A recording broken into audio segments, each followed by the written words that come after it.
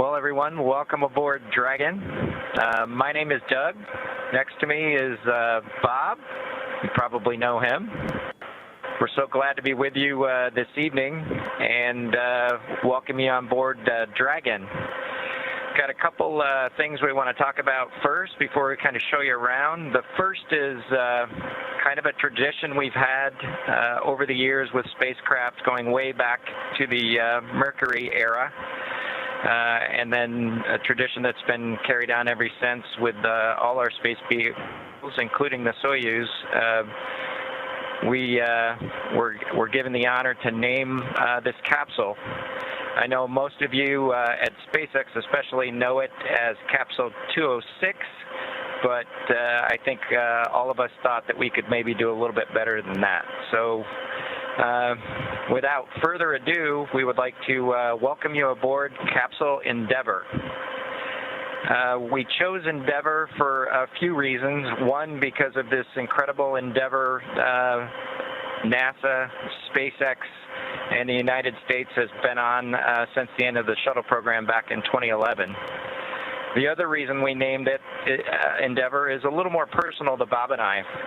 We both had our first flights on Shuttle Endeavour, and it just meant so much to us to carry on that name.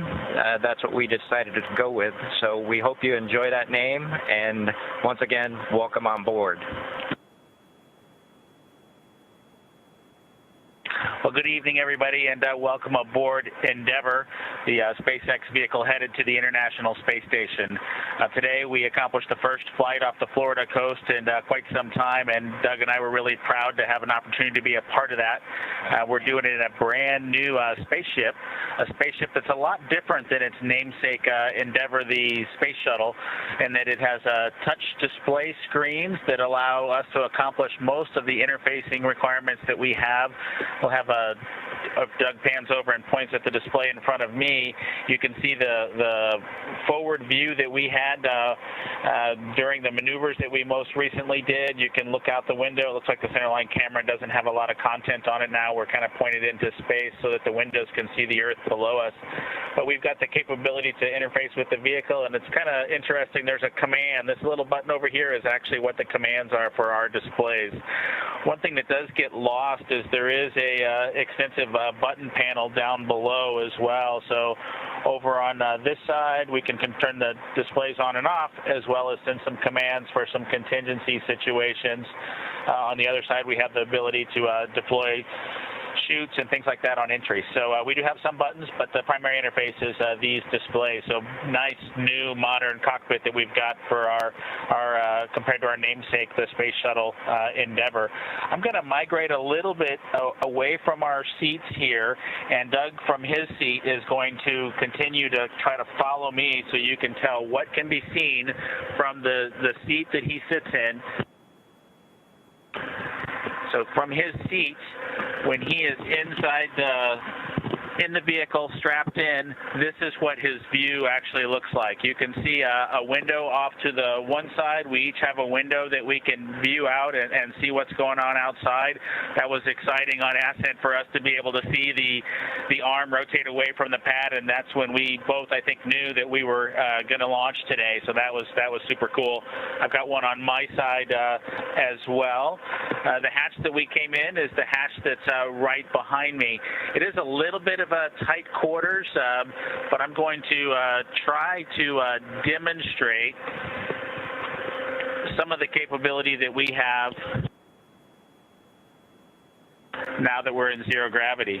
So I think I was requested to do a backflip. I'm going to kind of do a side spin, which is a little bit of a permutation on that request. So hopefully you can see what it's like to actually float in zero gravity, and Doug and I are super excited that we got the opportunity to do this again today, even before the end of May. So that was super cool.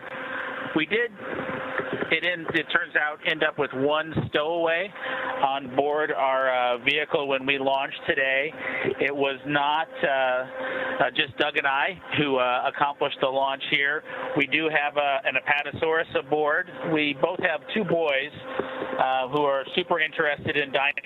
and we collected up all the dinosaurs between the two houses, and Trimmer, the Apatosaurus, got the vote from the boys to make the trip into space today with us. And so that was a super cool thing for us to get a chance to do for both of our sons, who I hope are super excited to see their toys floating around with us on board. I'm sure they would rather be here given the opportunity, but hopefully they're proud of this as well.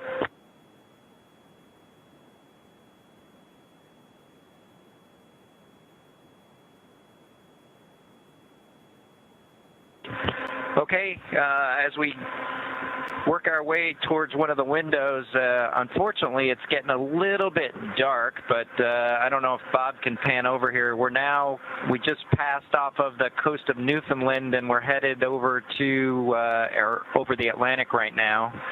I don't know if you can get a good picture of that.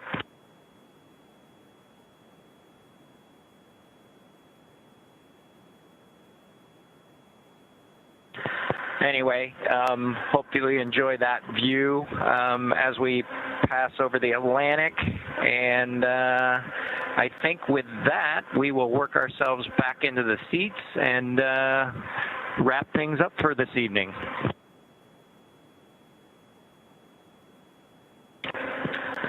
So Doug's there making a nice big smile for the camera. I hope you enjoyed the trip today with us on board the Dragon capsule Endeavour with our friend Trimmer, the Apatosaurus, and Doug and I.